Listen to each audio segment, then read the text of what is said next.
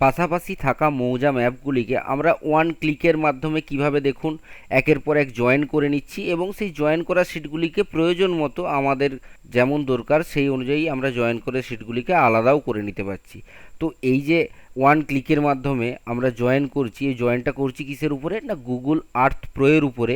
ব্যাকগ্রাউন্ডে আমরা ঘর বাড়ি বা রাস্তাঘাট পুকুর সবই দেখতে পাচ্ছি এবং তার উপরে থাকা দাগ নম্বরগুলিও দেখতে পাচ্ছি এবং একই সাথে আমি যে মৌজাগুলিকে নিয়ে কাজ করি সেই সমস্ত মৌজাগুলির সব সিটগুলি আমার কাছে জয়েন করা থাকলে আমার কাজ করার কতটা সুবিধা হবে বা যে যে মৌজাগুলিতে আমার জমি আছে সেই জমিগুলির প্লটগুলি আইডেন্টিফিকেশন করতে সুবিধা হবে এবং বছরে যে কোনো সময়ে আমি আমার প্লটের উপরে কি চাষ হচ্ছে না হচ্ছে বা প্লটের উপর কোনো ঘরবাড়ি হয়ে যাচ্ছে কি না বা ভ্যালুয়েশন করার ক্ষেত্রে জমির সমস্ত ক্ষেত্রে আমাদের সুবিধা অসুবিধা হবে যদি মৌজা ম্যাপগুলিকে আমাদের কাছাকাছি জয়েন করা থাকে।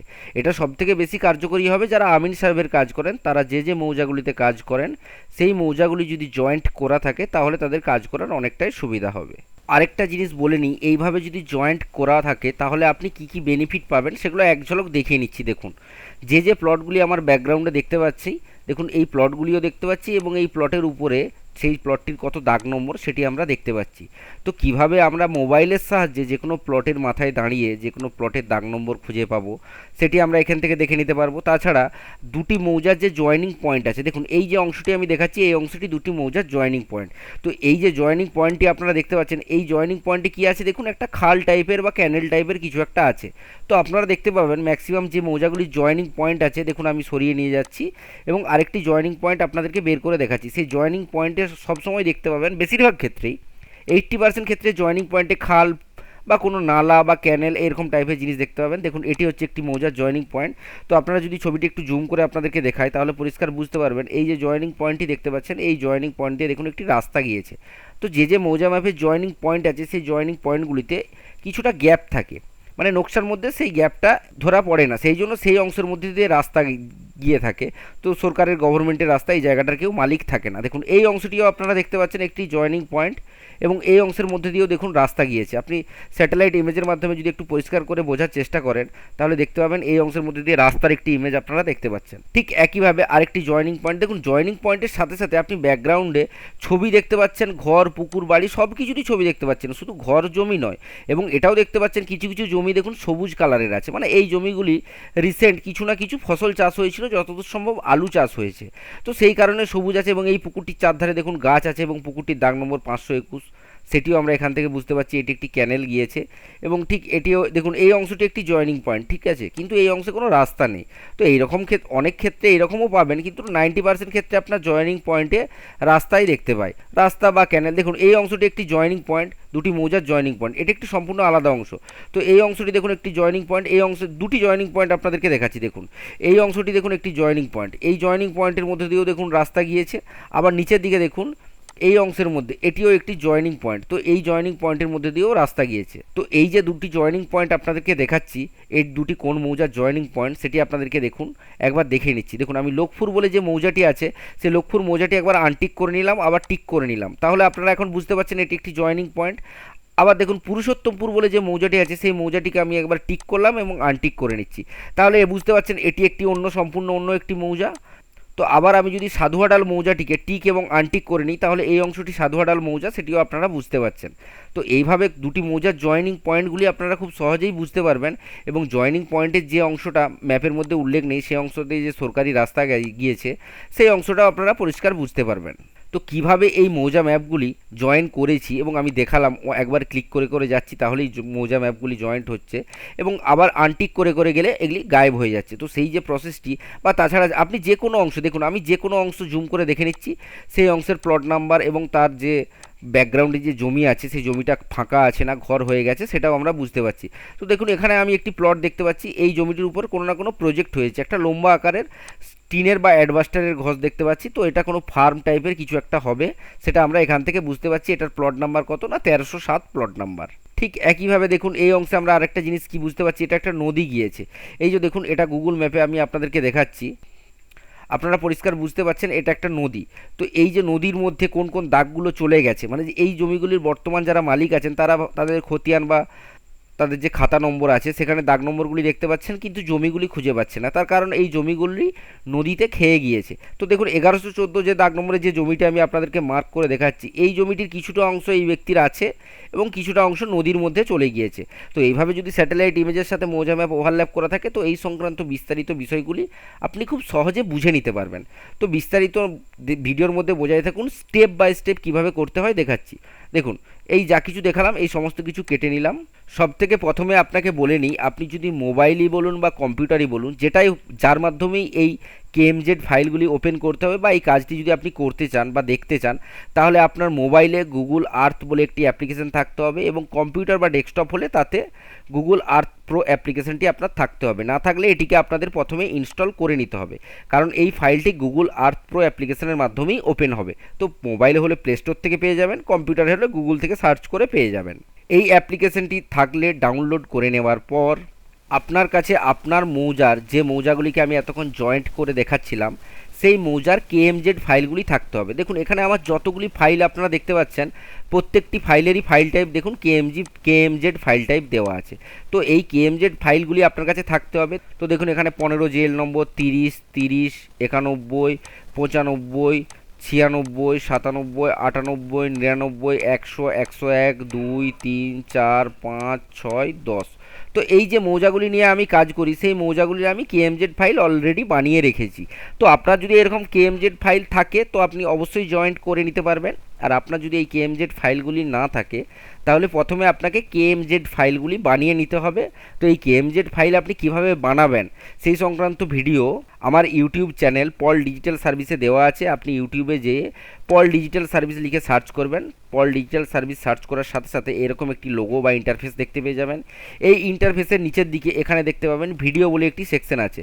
তো এই ভিডিও সেকশনেতে আপনি একবার চলে আসবেন। ভিডিও সেকশনে আসার পর আপনি একের পর এক ভূমি দপ্তর সংক্রান্ত যে কোনো আমিন সার্ভে সংক্রান্ত বলুন, দলিল বলুন, রেকর্ড বলুন, কনভার্সন বলুন বা কোনো প্লটের ভ্যালুয়েশন, যে কোনো রকমের বিষয়ে আমার এই ইউটিউব চ্যানেল আপনি দেখে নিতে পারেন।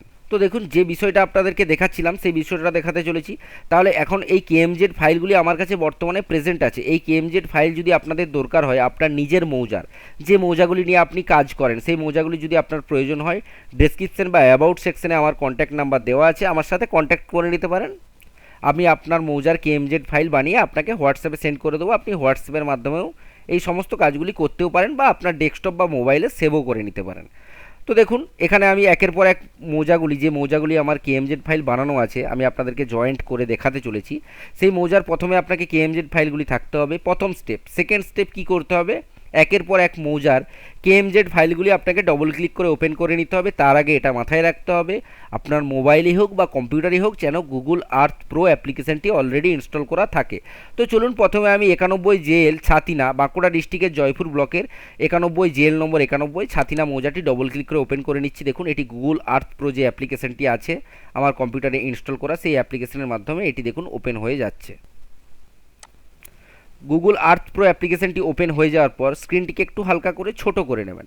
ছোট করে নেওয়ার পর স্ক্রিনের দিকে আপনি একটু যদি নজর রাখেন তাহলে বুঝতে পারবেন কোনো অংশে লাল কালারের কোনো কিছু দেখতে পাচ্ছেন নাকি, একটু নজর দিয়ে দেখবেন। তো যে অংশে ছোট করে নেওয়ার পর যে অংশে লাল রঙের কোনো কিছু দেখতে পাচ্ছেন সেই অংশটাকে মিডিলে করে আস্তে আস্তে করে বড় করে নেবেন। মোবাইলের সাহায্যে হলে দুটো আঙুলের মাধ্যমে সেটিকে বড় করে নেবেন। দেখুন এই অংশে আমি ছাতিনা মৌজাটি ওপেন করে নিয়েছি। তো এই প্রথমে আমি 91 জেলে বাঁকুড়া ডিস্ট্রিক্টের জয়পুর ব্লকের প্রথমে আমি কোন মৌজাটিকে ওপেন করেছি না, এটি হচ্ছে ছাতিনা মৌজা। এই যে ছাতিনা মৌজাটি আপনারা দেখতে পাচ্ছেন, এখানে ব্যাকগ্রাউন্ডে দেখুন স্যাটেলাইট ইমেজ দেওয়া আছে, ঘর বাড়ি দেওয়া আছে, পুকুর দেওয়া আছে এবং তার উপরে দাগ নম্বরগুলিও পরিষ্কার এবং স্পষ্ট আমরা বুঝতে পারছি। এবং তার যে বাউন্ডারি বা সীমানা সেটা পর্যন্ত আমরা বুঝতে পারছি, লাল লাল রঙের এগুলি সীমানা। এবং ব্যাকগ্রাউন্ডে যে সাদা এবং কালো রঙের যে অংশগুলি দেখতে পাচ্ছেন সেটি হচ্ছে সে বর্তমান তার পরিস্থিতি। দেখুন এই অংশে গোটাকত ঘরের মতন আছে পুকুরের পাড়ে, সেটিও আমরা এই অংশে দেখে বুঝতে পারছি। তো এটি আমরা একটি মৌজা খুলে নিয়েছি। এটি কোন মৌজা না, এটি হচ্ছে একটি মৌজা যেটির নাম হচ্ছে ছাতিনা। তো দেখুন আমার যে গুগল আর্থ প্রো অ্যাপ্লিকেশনের যেটি আছে সেটিকে আমি হালকা করে একটু কম্পিউটার স্ক্রিনেতে ডান দিকে সরিয়ে নিলাম যাতে আপনাদেরকে বোঝাতে সুবিধা হয়। তো এটিকে আমি হালকা করে একটু ডান দিয়ে সরিয়ে নেওয়ার পর দেখুন আস্তে আস্তে করে একের পর এক মৌজাগুলি আমি ওপেন করে যাচ্ছি। আপনারা স্ক্রিনের দিকে লক্ষ্য রাখুন তাহলেই বুঝতে পারবেন।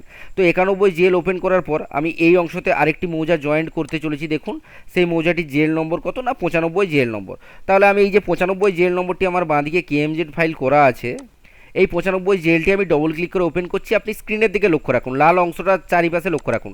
দেখুন আমি ডবল ক্লিক করে দিয়েছি এবং দেখুন এই অংশটি দেখুন ফিল আপ হয়ে গেছে।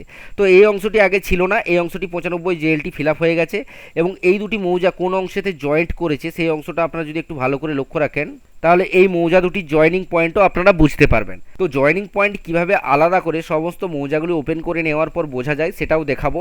তো এখন প্রথমে আমি কি করেছি দেখুন না, এই অংশে এটি আমি 91 জেএল খুলে নিয়েছি এবং এটি হচ্ছে আমি 95 জেএল নম্বর খুলে নিয়েছি।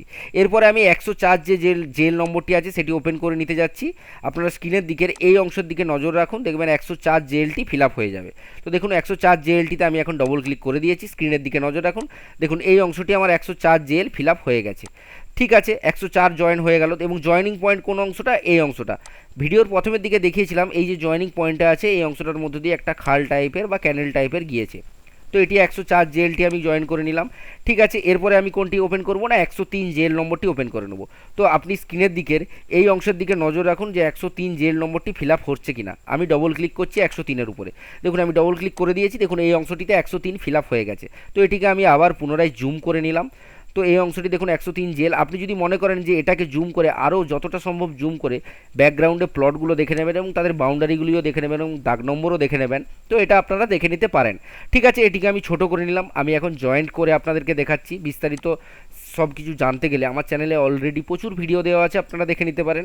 তো এরপরে আমি 102 যে জেএল নম্বরটি আছে সেটি ডবল ক্লিক করে ওপেন করতে চলেছি। আপনারা স্ক্রিনের এই অংশের দিকে লক্ষ্য রাখুন, তাহলেই দেখবেন 102 জেএলটি ফিল আপ হচ্ছে।